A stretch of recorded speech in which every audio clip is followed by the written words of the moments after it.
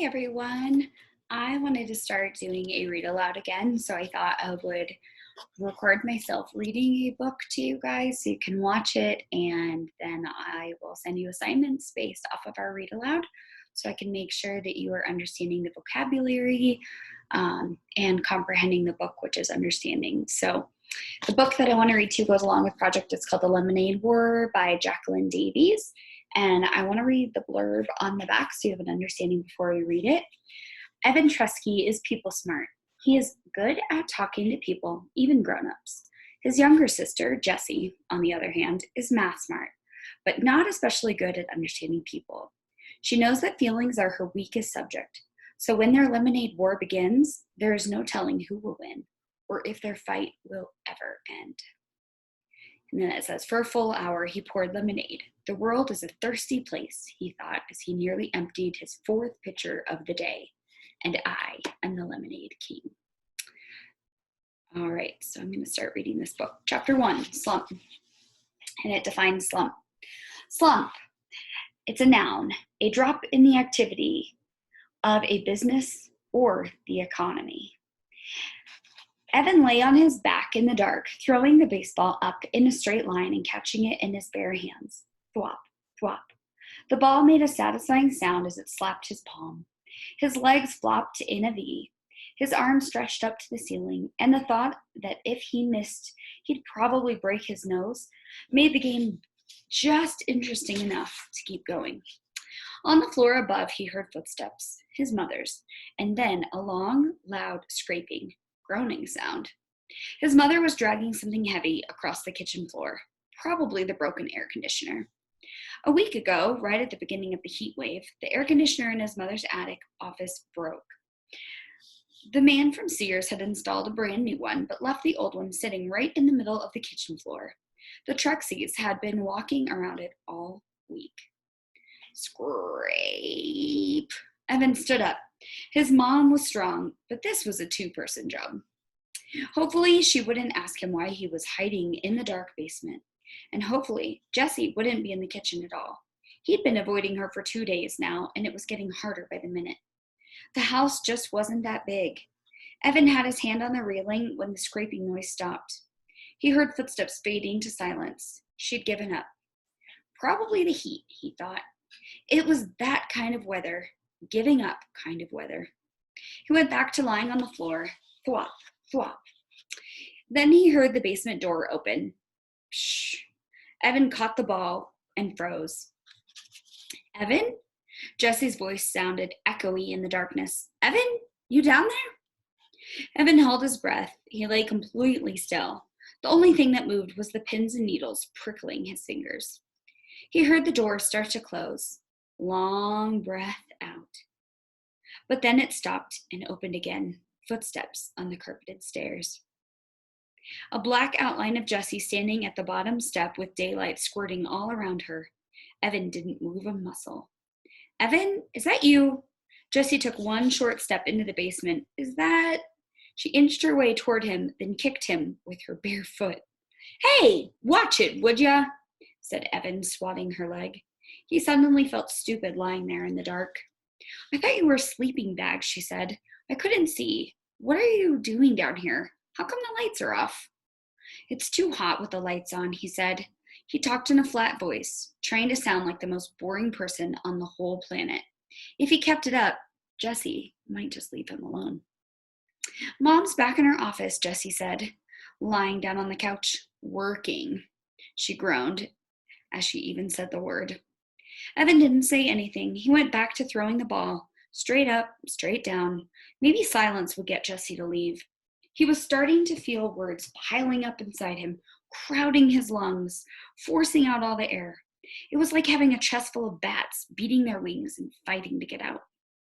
She tried to move the air conditioner, but it's too heavy, said Jessie. Evan tightened his lips. Go away, he thought.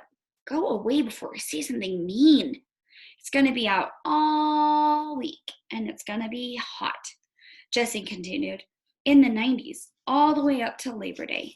Thwop, thwop. So what do you want to do? Jessie asked. Scream, thought Evan. Jessie never got it when you were giving her the big freeze. She just went right on acting as if everything were great. It made it really hard to tell her to bug off without telling her to bug off. Whenever Evan did just that, he felt bad. So, what do you want to do? Jessie asked again, nudging him with her foot. It was a direct question. Evan had to answer it or explain why he wouldn't. And he couldn't get into that. It was too complicated, too hurtful. Huh? So what do you want to do? She asked for the third time. Doing it, said Evan. Nah, come on, for real. For real, he said. We could ride our bikes to the 7-Eleven, she said. No money, he said. You just got $10 from Grandma for your birthday. Spend it, said Evan. On what? Stuff, Evan said. Well, Jessie's voice dribbled down to nothing. Evan stopped throwing the ball and looked at her. What? Jessie pulled her legs tight into her chest. Nothing, she said. Right, said Evan. He knew that Jessie had money. Jessie always had money squirreled away in her lockbox, but that didn't mean she was going to share it. Evan went back to throwing the baseball. He felt a tiny flame of anger shoot up and lick him in the face. Thwop, thwop. We could build a fort in the woods, said Jessie. Too hot. We could play Stratego. Stratego is an old board game. Too boring. We could build a track and race marbles. Too stupid. A thin spider web of sweat draped itself over his forehead, spreading into his hair. With every throw, he told himself, it's not her fault. But he could feel his anger growing. He started popping his elbow to put a little more juice on the ball.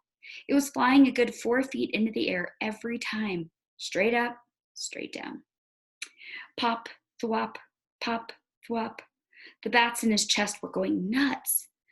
What is the matter with you? You've been so weird the last couple of days. Oh man, here they come. I just don't want to play a dumb game like Stratego, he said. You like Stratego. I only picked that because it's your favorite game. I was being nice in case you hadn't noticed.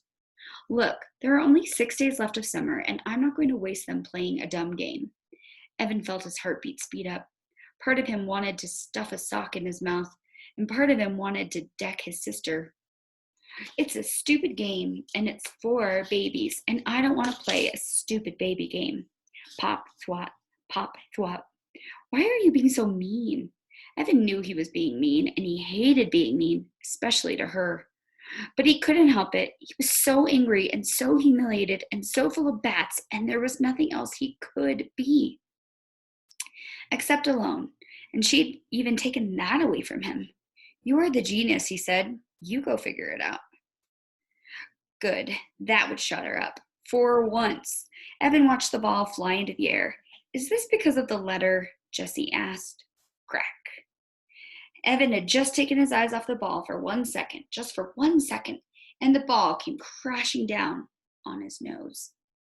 Crud, oh crud, he curled over onto his side, grabbing his nose with both hands. There was a blinding, booming pain right between his eyes that was quickly spreading to the outer edges of his skull. Do you want some ice? He heard Jessie ask in a calm voice. What do you think? He shouted. Yeah? She stood up. No, I don't want any stupid ice. The pain was starting to go away like a humongous wave that crashes with a lot of noise and spray, but then slowly fizzles away into nothing. Evan rolled into a sitting position and took his hands away from his nose. With his thumb and index finger, he started to pinch the bridge. This is the bridge of your nose in between your eyes. Was it still a straight line? Jessie peered at his face in the dim light. You're not bleeding, she said. Yeah, well, it hurts a lot, he said. It's not broken, she said. You don't know that, he said. You don't know everything, you know. You think you do, but you don't. It's not even swollen. You're making a big deal out of nothing. Evan held his nose with one hand and hit his sister's knee with the other. Then he picked up the baseball and struggled to his feet. Leave me alone. I came down here to get away from you, and you just had to follow. You ruined everything. You ruined my summer, and now you're going to ruin school. I hate you. When he got to the bottom of the steps, he threw the baseball down in disgust. Thud.